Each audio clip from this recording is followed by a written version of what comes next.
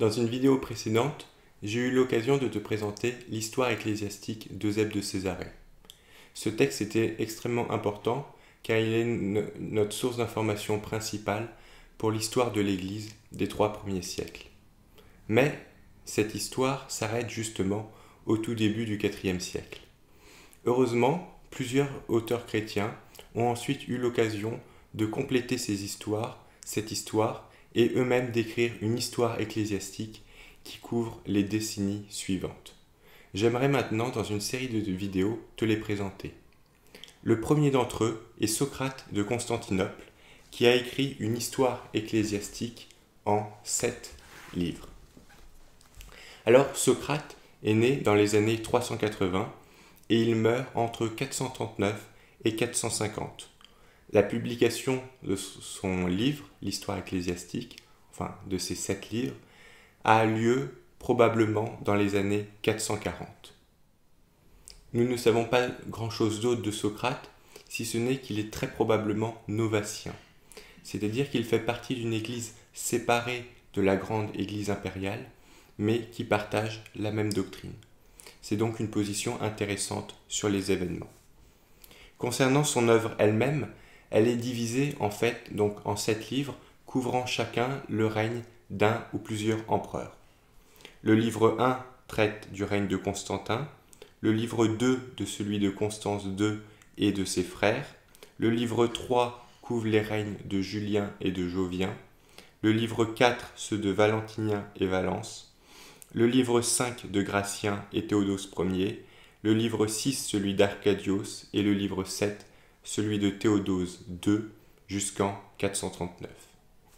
Cette œuvre est donc extrêmement importante puisqu'elle couvre aussi les premiers grands conciles œcuméniques de l'Église, c'est-à-dire Nicée en 325, Constantinople en 381 et bien sûr Éphèse en 431. Il s'inscrit explicitement à la suite d'Eusèbe et comme lui, il a la bonne idée d'avoir recopié un certain nombre de documents entre guillemets originaux, par exemple des lettres ou des confessions de foi, qui sont par ailleurs souvent perdues, et donc on les a conservées grâce à lui. Au niveau du style, il faut quand même noter une différence avec Eusèbe, c'est qu'il fait beaucoup moins intervenir le diable et les forces surnaturelles dans son histoire. Par contre, il accorde une place importante quand même à l'histoire des règnes et ce qu'on pourrait appeler l'histoire militaire. Pour terminer, je te propose 2 extraits de l'œuvre où justement l'auteur nous explique son programme. Le premier extrait, c'est tout simplement le chapitre 1 de son histoire. Livre 1, chapitre 1. Eusèbe de Pamphile, après avoir exposé l'histoire ecclésiastique dans 10 livres au total, s'est arrêté à l'époque de l'empereur Constantin, où cessa aussi la persécution menée par Dioclétien contre les chrétiens.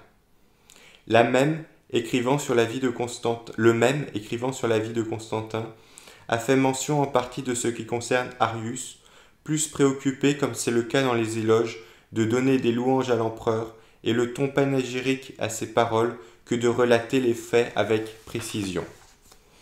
Pour nous qui nous proposons de raconter ce qui s'est passé dans les églises, depuis celui-ci jusqu'à nos jours, nous ferons commencer notre propos là où celui-ci l'a laissé, sans nous soucier de l'enflure du style, mais en rapportant tout ce que nous avons trouvé dans les documents ou ce que nous avons entendu de ceux qui les ont racontés. Et puisque cela fait partie de notre entreprise de rapporter de quelle façon l'empereur Constantin en vint à faire profession de christianisme, rapportons autant que faire se peut quelques éléments à ce sujet en faisant notre entrée en matière. Donc voilà. Socrate nous explique ici son programme et va commencer son livre par la conversion de Constantin.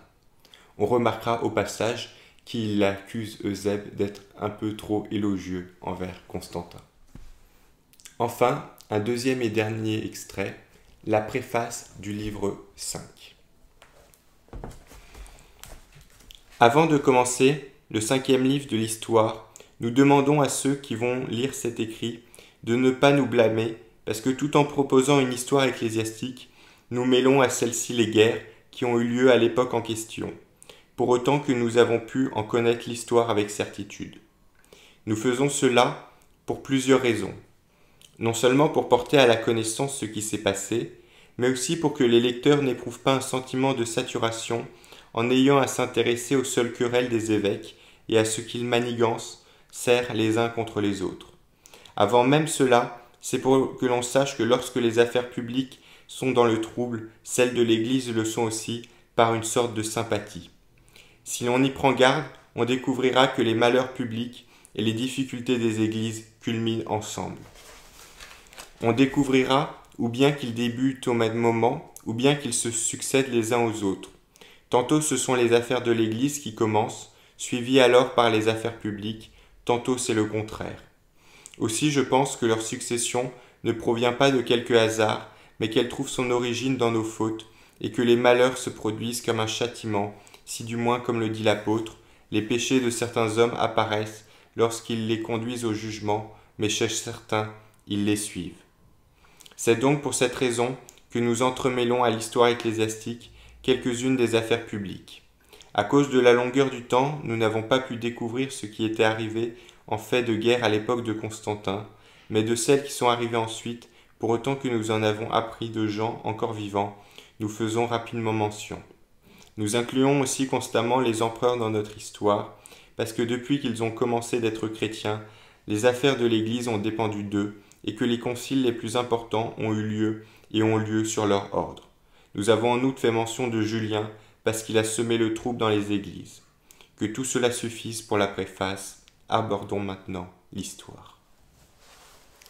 Là encore, dans ses propos, quelques réflexions intéressantes, et je pense que Socrate a parfaitement raison lorsqu'il pointe l'importance de l'histoire entre guillemets civile et militaire, l'histoire qu'on pourrait entre guillemets dire profane, pour comprendre l'histoire de l'Église. Par ailleurs, on notera la petite pointe qu'il porte envers les évêques en évoquant leur manigance constante. Et effectivement, il a raison sur ce point-là. J'aurai l'occasion de te reparler de tout cela dans d'autres vidéos, notamment en présentant plus en détail les grands conciles œcuméniques. En attendant, je te signale que tu peux retrouver la version écrite de ce texte, avec surtout le sommaire détaillé de l'ensemble des 7 livres sur mon blog. Si tu as une remarque, tu peux me laisser un commentaire. Si tu as une question, je t'invite plutôt à me contacter directement via mon blog ou ma page Facebook. Et moi je te dis à bientôt pour une prochaine vidéo.